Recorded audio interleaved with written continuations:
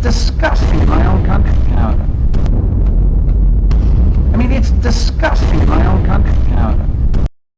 It is now my great honor and privilege then to invite Professor Michael Ignatieff to deliver the 2005 lecture on the theme American Exceptionalism and Human Rights. Michael Ignatieff. We wouldn't have international human rights without the leadership of the United States.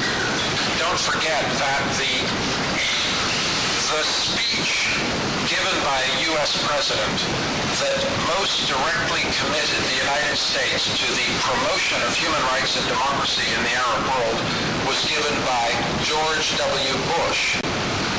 Human rights and the promotion of democracy is a central figure, a central feature of the most active democracy and human rights promotion in the world, passionate commitment to the principles of human rights, and the whole fabric and structure of international law and international human rights would not exist without American leadership, presidential leadership, and also the leadership of great American scholars.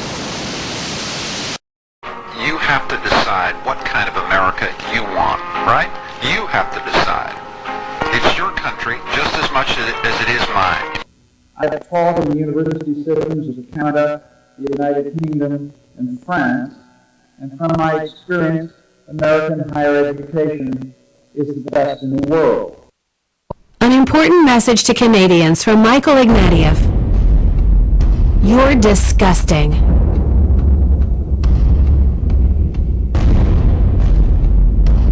Entirely bogus reputation as peacekeepers. We used to be peacekeepers. We used to have capabilities. We gave them away. I mean, it's disgusting in my own country, Canada. Michael Ignatieff, is he? American democracy could never be overturned. We'd endure. We'd survive. They can't defeat us. I'm not sure we can keep to a pure civil libertarian position all the way. But we might have to engage in the preventive detention of suspects on lower standards than we would use in a criminal case. We might even have to engage in certain forms of targeted assassination of terrorist enemies. We don't keep to the fullest standards of due process. I know you have certain rules for targeted assassinations. Once you began to talk about shading certain questions of human rights and civil liberties, you get on a very slippery slope. And in the hands of the wrong people, you're in trouble. Here's some very, very difficult choices. They're unpleasant. They make us uncomfortable. The hot iron to someone's flesh. You can't get the truth from persistent, non-physical, non-coercive interrogation. We don't have to be soft about this. Under strict presidential control. I think that one of the almost the nemesis of American power is that we are deeply hated and simultaneously supposed to have magical powers. Magical powers to do harm in the world, magical powers to do good. Because we're America, because we're here. Thank you, Michael. Pleasure. But it's a country that's had 30 years of political instability, and I don't see any end to it. You're saying that the idea of Canada as a nation has failed?